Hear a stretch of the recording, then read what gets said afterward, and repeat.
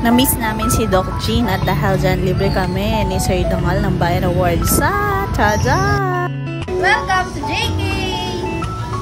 Akala ko talaga akin yun kasi JK stands for John Kathleen. Sure!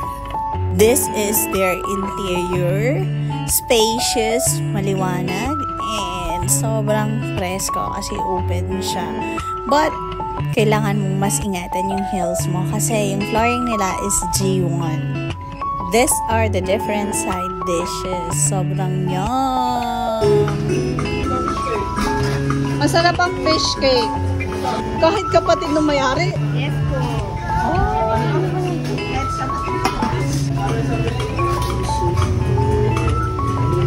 Pag hindi naubos. Joke lang. Hindi. Ano? Ano yung event dito si Jessica?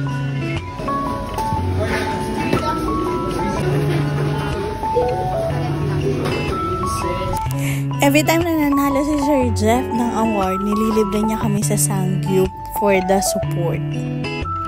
Sabi nila, tingnan daw kung sino yung nagluluto tapos sino yung kumakain lang. Siyempre dahil favorite ni Sir Jeff, siya yung nagluluto at kami yung kumakain lang. VIP yarn? At ngayon time na para husgahan natin siya. Ay! Yung Sangyup pala. Mukha namang nag-enjoy ang person at ang hirap kasi malaki yung bite size. Mahirap umiyain at medyo mainit dahil summer na. Potato marble. Yum! Fish cake, favorite ko to. Masarap to. All in all, nag-enjoy naman ang mga person. Siyempre, for the kasama reveal. Tada! Siyempre sa rating, 5 stars, lalo na libre. Sa uulitin. Habang busy silang mag-catch up, busy din ako pag-savior ng Samji. At syempre, shoutout kay Ma'am Jessica, na kapatid ni Sir Jeff, at kay Ma'am Jessica, na wifey ni Sir Jeff.